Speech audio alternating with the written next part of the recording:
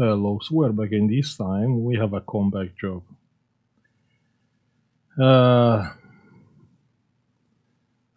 I feel bad. I really feel bad about this laptop. This laptop has been here like last week. Let's check the repair video. So on the repair video, if you remember, the MOSFET was blow up. This MOSFET, half of the MOSFET was all welded to the board. So I soldered one wire and I bypassed the MOSFETs. Then later on, I replaced the PD controller chip with another one. So yeah, this is a dodgy repair which came back. Now let's check the customer email. So what the customer is saying, hi Sorin, follow all the steps. Yeah, I told him, try a different charger and all that kind of stuff. So the customer try a new charger, disconnect the main battery and remove the CMOS battery, and press and hold the power button. So the customer was able to charge the laptop about 3 times before the issue returned. And now seems to be back to the previous state where it is not recognizing the charger or charging. Now you have to understand, I have an age where the outcome of a repair is more important than my image as a repair guy. So yeah, this is a dodgy job which came back. So we're gonna find together what's going on with this laptop. Let's plug a charger and check what it's doing. Now, when I'm saying dodgy repairs are actually shortcuts, which I'm doing it because I know most likely they cannot fail. So what I did here can fail. I mean, bypass the MOSFETs with a wire. Yeah. So the wire, which is a fuse, can burn. And that can happen if you have a partial shorted capacitor on the motherboard. Can happen. So I'm not saying my dodgy repair didn't fail. All I'm saying, when you see me doing a dodgy repair, I know what I'm doing. So plug in the charger. The charger is plugged in. It's very important to see if negotiating the voltage. It is 19 volts. You can see 19 volts with nearly no current. You think my fuse blow up actually? Okay, let's open the laptop and let's have a look. I mean, yeah, like a general idea, it's good to have like a sensitive fuse, a fuse which will, whatever happen, you are sure the fuse it will protect the laptop. But I kind of know the wire I'm using, what kind of current is supposed to support. So I don't understand what happened here. But the chip is still working. The PD controller is negotiating the voltage. You remember we replaced the PD controller. And the laptop is open. So let's check one more time. Plug in the charger. Let's check with the multimeter, the main power rail, just to be sure we have a problem with the power. Main power rail here. And we have 0.8 volts. Yeah, we can say our dodgy repair failed. Now let me take the motherboard out because it's on the other side of the board. Yeah, not sure what is this. Give me like few minutes. And the motherboard. Yeah, we have the keyboard. Good, it's out. Let's see what went wrong here.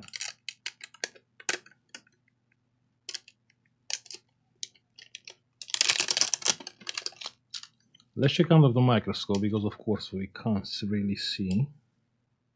So my dodgy repair is still on place. But the fuse looks weird. Yeah, 1 second. What? No, here is a wire, but here is a fuse. The wire is still soldered on place. Okay, let's check the fuse together. So the fuse is good. Wait a second, so what's the problem then? Plug in the charger and it's taking no current. I can see on the meter. So here we have 20 volts. Here we have 3 volts. Wait a second. So here we have 19, basically 20, and now we have 5. 6 volts. Why? 6 volts, but here you have 20. You think the fuse is not soldered here? I mean, check here the color. And if I press the fuse down, it's going to 20. I can't believe. But why this happened? I don't understand. So the fuse was not soldered from before. Let me check the video. Let me check if the fuse has the same color. But no, didn't have the same color, because obviously the fuse got this color here. You can see like oxidation, because obviously heat with oxygen, it will accelerate the oxidation process. This fuse got hot because the fuse was not touching properly the board. It's not because more current, yeah, don't get me wrong, more current, you get a burnt fuse. But to get this kind of color, yeah, you need the fuse to not be soldered here. So that's the issue in this case. The fuse is not soldered there. Let's clean quickly.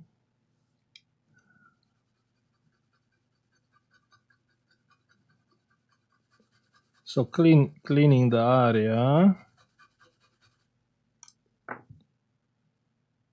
Wait, it's smoking. You seen that? You seen the smoke? Yeah, I unplugged the charger now. Yeah, you can see here sign of like high heat. You can see it clearly.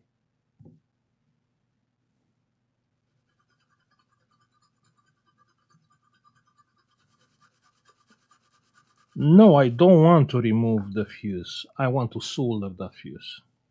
Now we have solder wire here. The solder iron is getting hot. And I can't because it's too rusty, that fuse.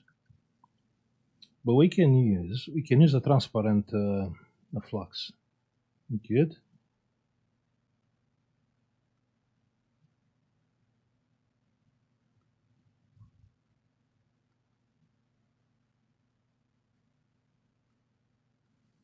And the fuse is soldered there and here. Perfect. So what do you think? I can't believe I miss it. Okay, so check here. Yeah, we missed the fault. We missed together the fault. No one spotted. So because someone worked there, yeah, you can you remember someone worked on this area. I believe I cleaned it here. It was clean, and was a lot of flux and stuff. But check out the fuse color. Yeah, it was dodgy from that moment, but it was working. You remember? So check on the color of this side of the fuse. So the other side is fine. This side, you can see is rusty. But I didn't pay attention because, like I said, someone worked here before, so I assume it's because of that. Yeah, that's why. So my wire is still here, is fine, is doing the job. I mean, we have two fuses. We have one fuse here and one fuse here. And I'm happy with this repair. So if we are plugging the charger now, plug in the charger, the fan is spinning and it's taking like 900 milliamps. Could this be prevented from before? Hard to say, because just a rusty side of the component doesn't mean the component is not soldered. Means a high oxidation, and you assume, okay, that high oxidation is because the time passed, because it's some humidity, maybe a little bit of water on that component, but also can be from high heat with oxygen. So high heat from the terminal, which was not soldered properly, and oxygen from the air. And now I'm gonna put a nice thumbnail with my dodgy repair came back, and a lot of people, they will click the video. I can't use the salt pepper frog. Yeah, I can't use it because I used it last time, and someone said, sorry, that frog is racist. And I check online, and indeed the frog has something to do with some things from United States. So I cannot use that frog. I love the frog, the pepper frog, but I can't use it. So I'm gonna try to make like a nice thumbnail, and yeah, the people need to click because they want me to see if I fail. Which my dodgy repair didn't fail. Who failed here is actually me spotting that dodgy fuse. So we are all good. Yeah, don't worry about that. It's more important we are honest. Yeah, and we know for sure this laptop it will not come back again. Yeah, we know our repair didn't fail. We don't have a partial shorted capacitor on the motherboard. We know exactly what failed. So we are sure this laptop it will work for the customer. Now regarding the customer, the way I'm handling this kind of jobs, the comeback jobs, I don't, because I don't usually have comeback jobs. But when I think I have one this year.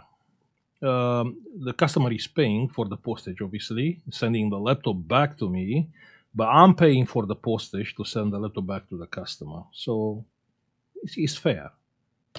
That way, everyone is happy. Everything is back in place. The battery is connected. Plug in the charger. Now you have the charging light, and it's taking over 1 amp. We are waiting for the picture. And we have picture like last time, yeah, same thing. And it's all working fine. We have a username on the screen. Let me shut down the laptop because I want to check the charging current. So the laptop is going off. I'm not really happy with the charging current. Check there. What is that current? So the laptop is off and it's taking only 160 milliamps charging current. If it's the pre-charge current, it's making sense, but we have to be sure the laptop is charging fine. So what I'm gonna do, I'm gonna lower the voltage. Good. I'm gonna lower the current. Okay. And you pay attention on the current. So I come with the current onto the battery here. Now let's see if the current is going up on the meter.